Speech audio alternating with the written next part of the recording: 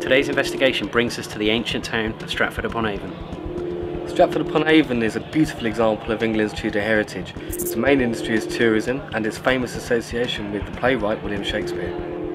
This property has been cited as one of the most haunted buildings in England. Hundreds of paranormal investigations have taken place over the last few years, including Living TV's Most Haunted. The GPS team welcome you to the Falstaff experience. With the light fading fast, the team began setting up their equipment for the night ahead.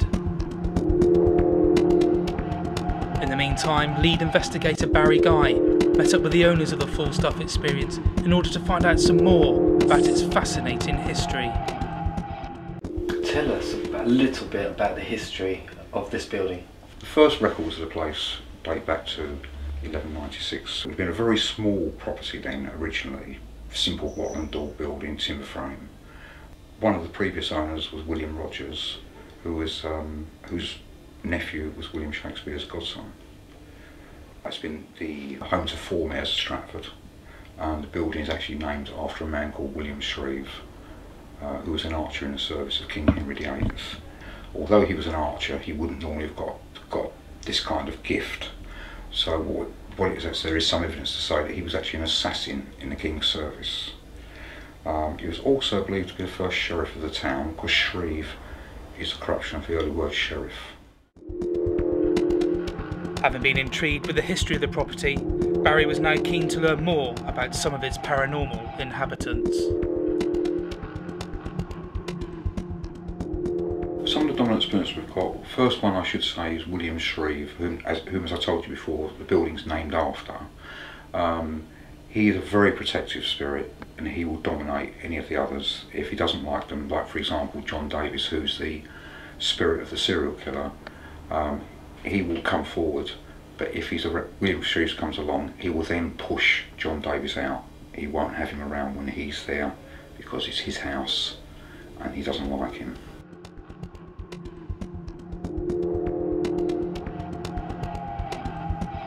With the revelation that the property is haunted by the ghost of a serial killer, what advice does John have for the GPS team?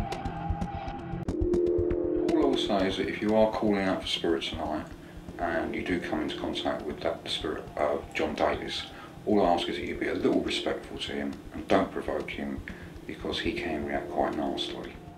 Having completed his interview with the owners, it was time for Barry to join Ian and spiritualist medium Bongo for the preliminary walk around.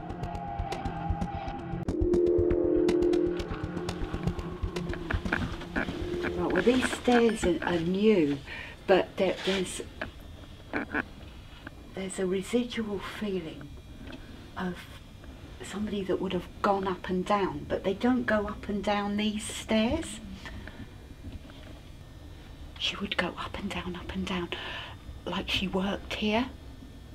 So she would have either been a maid or a cook, or she would have been around the place the whole time. Oh, she had a son as well, a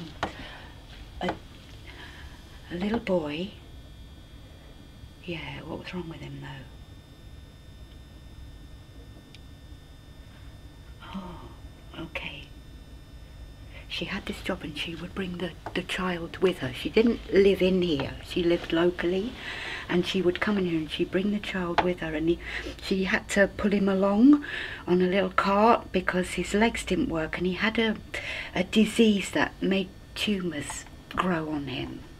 And she's making me feel like he had a huge one that kind of grew out here, and eventually she says that was the end of him, and he couldn't breathe anymore.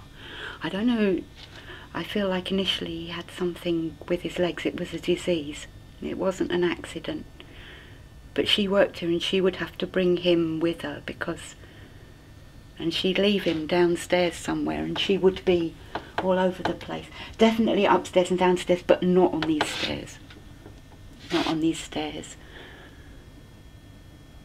And she probably still goes up and down.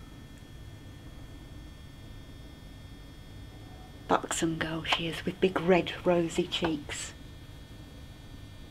Rosy, yeah. Alright, Can we go on up? Having already sensed the presence of a buxom maid and her disabled son, what else would Bongo find on the first floor of this intriguing property?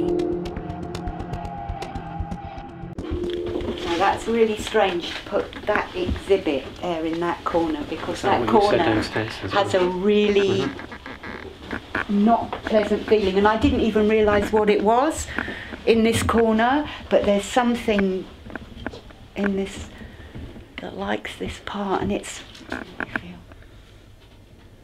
oh, it makes my stomach feel quite sick, and it's nothing to do with the exhibit that's there.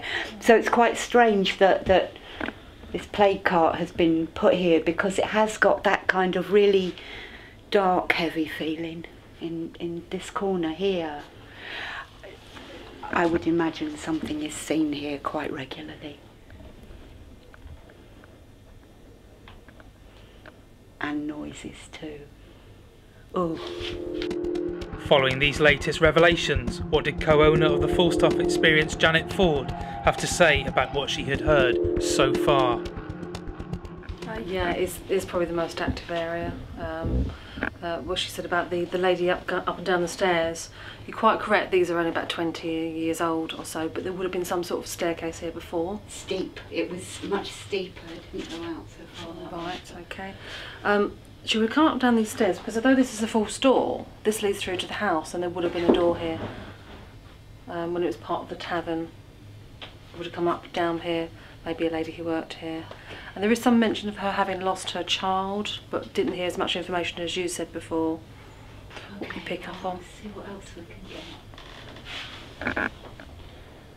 I'm really, again, it's difficult because there's so many things that catch your eye, but my eyes were drawn straight up to there as I turned the corner.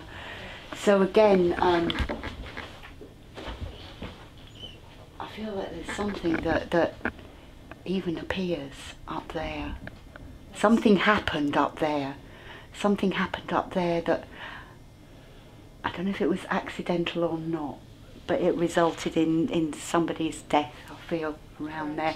But that, you know, it's difficult because that's there and that's giving me visual clues.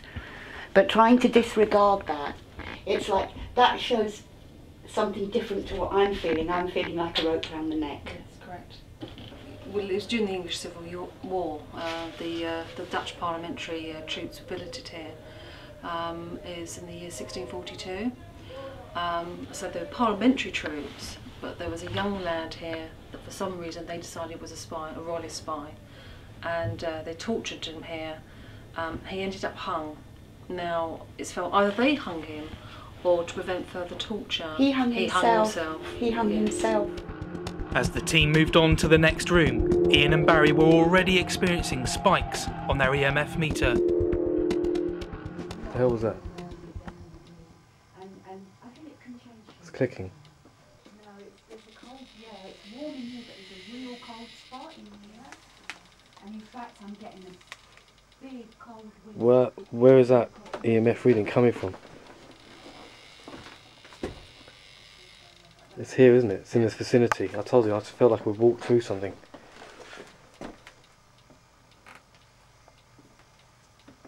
Nothing. Is it gone? Let's ask Morgan what she feels here. Right, we're having some EMF spikes in here.